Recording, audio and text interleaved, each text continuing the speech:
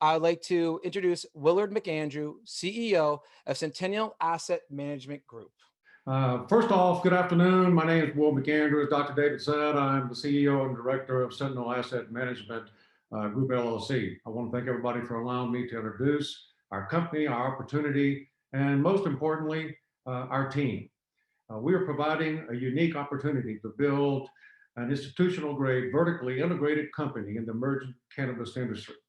Forward-looking statements, disclaimers, we've all seen those. Who is Sentinel Asset Management Group?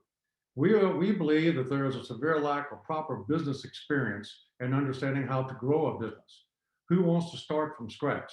We're buying two existing positive cash flow companies that provide the benefits of all three verticals: cultivation, process extraction, as well as dispensary. After all, business is business. We bring efficiencies and scale of operations experience. We know how to grow a business. In this strategy alone, we will be able to take a business that's doing $300,000 in revenue per month and take it over $1 million in revenue per month in 1 year. One of the many reasons we like the market in Oklahoma today is it's highly fragmented. There's no clear leader. We're not overpaying like so many others are in other states, New Jersey, Colorado, California as example. And we're not starting from scratch. We can become this leader in Oklahoma. Because of licensing status in Oklahoma, it's creating a unique opportunity in our mind. There are not any of the major MSOs in play. And because of this, we can acquire, we can streamline, and we can expand existing businesses. As an example, we are buying these first two companies at 1 year times current revenue. It's literally a steal. We're raising $7 million in 100,000 unit increments. The offering has been out for less than 60 days, came out right about Thanksgiving, so the holidays were in place. We're offering 70 units. There are only 53 units available. Closing date is February 16th. Because we value our investing partners, we're giving them a preferential return of 80% of all the net revenues until they achieve payout. If we do nothing to improve the cash flows, that's approximately an 18 to 19 month cash on cash payout. But by focusing on just 14 of the 42 strains that have high flower yield, short harvest time, and retailing 100% of our product, the payout time may be significantly shortened. The reason I am confident in saying the above is that the management team has raised capital and paid back investors numerous times before. Once we close the offering, we anticipate first revenue distributions to our investing partners in approximately 90 days. We will consider equity, debt, or a combination of both for funding. After 2.5 months of due diligence by our third-party auditors and the attorney, the reviews have been completed right around Thanksgiving. The enterprise value for both companies is over $45 million, as calculated by Green Growth CPAs. And the buildings, land, and equipment can add another 1.78 million, bringing the total value over 47 million. A significant part of any company's success is the team you build and the team you surround yourself with. Our executive team has a history of successful aggregations in multiple industries, including cannabis and hemp. In fact, one of my last companies I took to the NASDAQ exchange. It was a really cool experience to have pushed the buzzer and have my family with me on all those big screens in Times Square. Truly a memorable moment. Another memorable moment was when I was elected to the board of directors for the OTCQX US Advisory Council. Also, both Gary Allen, our chairman and president and partner, who served honorably in the Navy, don't hold it against him for being in the Navy, and I served honorably in the Marine Corps, and we bring both these disciplines and values to our company today. To start our company, we completed a friend and family round for $500,000. We hired our corporate counsel, who is one of the top cannabis attorneys in Oklahoma, as well as seasoned in M&A and securities transactions.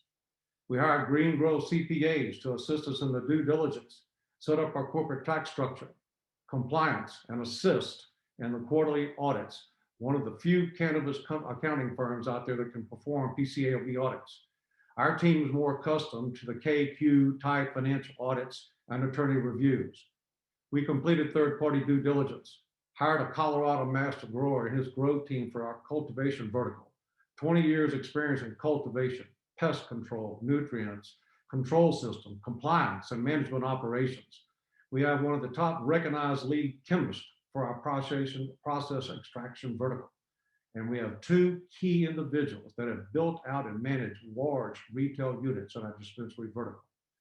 Again, our experience, we have revenue over 1 million per month in the first year with just these two businesses.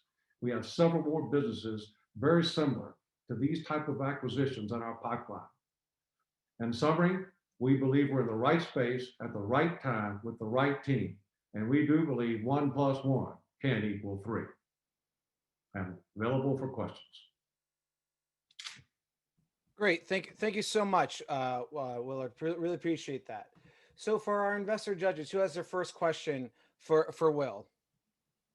Trying to get onto the trying to see all the judges. Sorry, I'm still on the screen share. Jeff, do you have a question? Off the screen share. Yep. Jeff, did you have your hand up? Yes, I did. I'll let Jeff go first, and then after Jeff, Terry, I believe you have a question too. So we'll go Jeff, Terry, then Noble. So Jeff, you're up first. Yeah. So just a couple of things. Are you guys a registered investment advisor? No, sir. Do you charge management fees? No, sir. So so you're looking to raise $7 million, right? Yes, sir. So, but you value your investments at 45 million. So I'm a little confused. Well, when my partners and I went up to Oklahoma this last spring, and we started, putting our nose in it and was looking into everything. We found the dispensary, the processor, the growth facilities.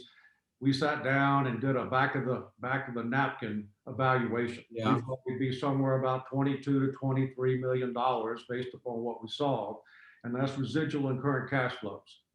When Green Growth CPAs came back at 45 million, well, you cut that in half. We were about $300,000 off from what we thought the evaluation would be. Okay, so it's not that you made those investments yet; those are just in your pipeline. Well, these are two companies that we have LOIs signed for that we're going to be closing on or before February 16th. So if someone makes an investment now or in the next period, do they get a piece of those investments as well, or is that a different pool? No, sir. The investing partners that come in today, you will get the 30% of everything that we're talking about today, but you'll also own anything and everything else we do in Oklahoma. It will keep adding to the kitty as we increase cash flows. We've got several other businesses, grows, dispensaries that we would like to add to the mix at a future time. You would still own everything, a piece of everything we do. So just one more question. So what happens if you invest outside Oklahoma? Well, our goal is to be an MSO. We have opportunities in Colorado, as well as we have relationships. I'm from Baton Rouge, and we have relationships in Louisiana, Mississippi, Alabama. We've already met with the lieutenant governor, senators, the commissioner of agriculture, and in Mississippi.